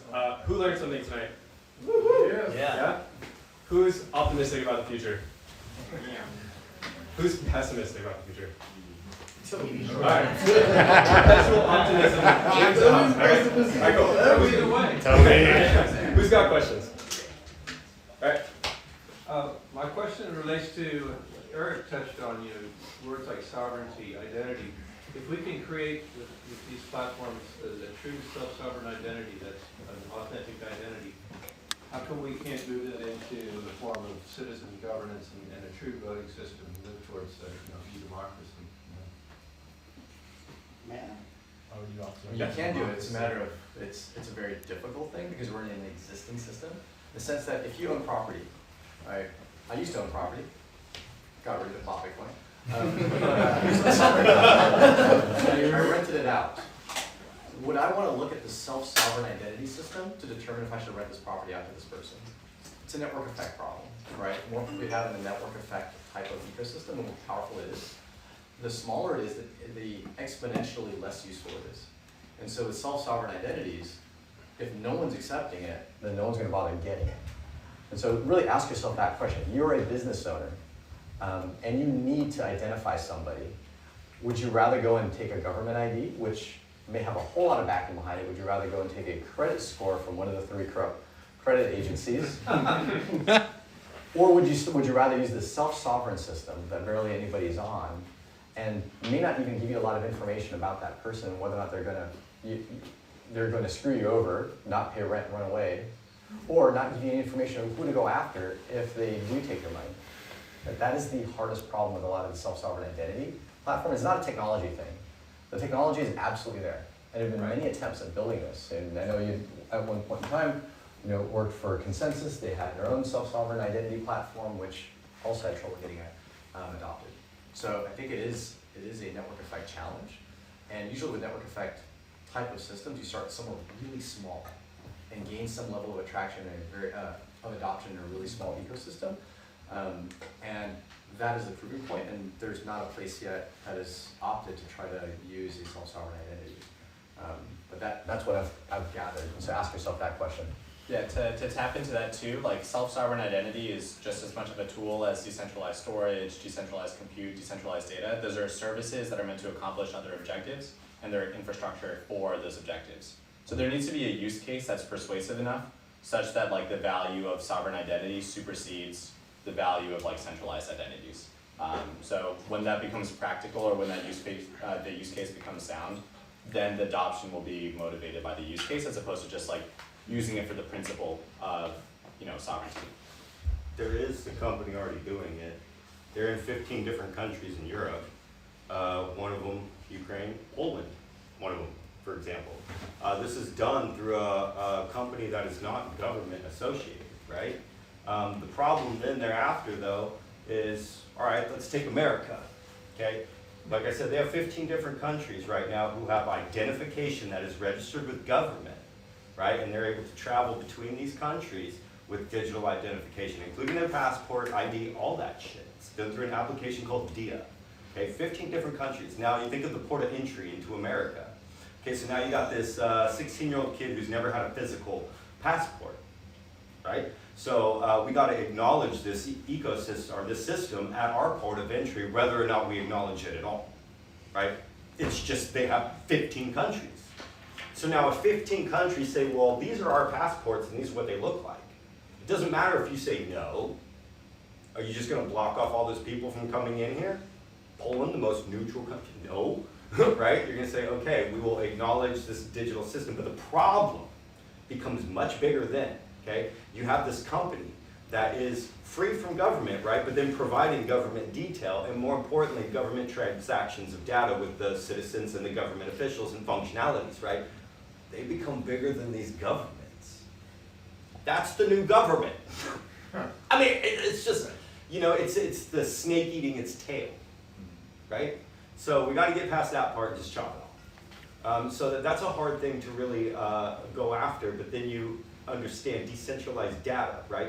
Your wallet, much like he said, he can look up Etherscan, all your shit, find out fucking everything about you, right? And if I find out nothing, I'm probably gonna pass, right? This becomes the new identification of the future. It's not about your name is Bob.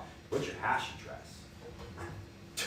This tells me your assets you own, the amount of money you have to back what you're saying, all these different things. A trail, that is truth, and you can't hide it, right? You can say your name is this address, but this address doesn't have shit to truth pertaining to you, right? There's investigation that can be done very simply. In fact, Google now, most hash addresses, you can fucking label them with names, right? When you get a new wallet, it's gonna say, do you wanna have your name on it? Most people are so vain, they're gonna say, and my photo, right? So, but I mean, this is real.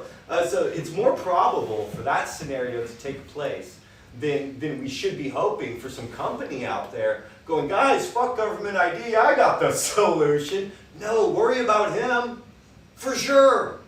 And they exist, and I won't get into that. But it's actually a good idea right now, I think, to take on these kind of endeavors simply because it gets it that motion, right? But interoperable data, okay, means acknowledged by all things, okay, by all ecosystems. We need Amazon to acknowledge me. We need this to acknowledge me. We need this to acknowledge me. We need this to acknowledge me. Then the rest doesn't matter, right? So those things are like this close. One of the biggest problems is Wallet Connect, right? Getting a MetaMask wallet, for example, to exist anywhere outside of a Chrome browser. Problem number one. Start there, right? MetaMask has done wonderful things as far as allowing development extending past their boundaries by putting out what's known as a Unity SDK. Okay, this allows further development to be made to have Wallet Connect. As you see these integrations, and they're happening right fucking now, okay, these Wallet Connects become embedded into all these future developments and ecosystems. This makes it standard for the kids. Right, there we go. So when this becomes more adoptable as far as the point of entry of having a wallet made, understanding that these 12 keywords are important, that you own them, not Coinbase, but you own them, right? Then we will understand that personal identification can be done through these functions. But until then, while Coinbase owns your 12 keywords, I don't know who the fuck you are, right? Once those 12 keywords are yours, or whatever, you know, maybe you're not using that system, whatever, right? Account abstraction? Yeah, you know, it's ledger, it's the same thing, 12 keywords, it's all, you know, but my point is, I can identify my partner Brian, I can identify my partner Matt, and a transaction between our company has to identify all of us, right? That is that roadmap. Just because it doesn't say Paul, it has these numbers, doesn't mean we're not almost there. The only problem is nothing else is accepting this yet. But MetaMask is well on the way to allow that integration. Now, you got to keep in mind, this goes first to cell phones. That's what that SDK does. It doesn't allow full gaming environments. You're not going to see this in Fortnite yet. You're not going to see this in yet a lot of Apple development and others. But it is going immediately into phone apps, anything two-dimensional that needs an extension to that can't be brought through an extension of Chrome, right? Accessing another app to authenticate through another app, that process is being eliminated right now. And then you'll start seeing more adoptability of identification that is outside of government, but recognizable on anything. Yeah. hope that answered your question. Wow. We're going to wrap it up here, but these guys will be around for questions, just because I think a few of us probably have to use the restroom, and it's been a couple hours. So I want to be respectful to our guests. I want to be respectful to everybody, but we'll be here, right? So if you have questions, come up directly to Daniel, to Paul, or to Erik, or to us if you have any questions for the moderators. But again, thank you guys for coming. Let's give it up one more time. And,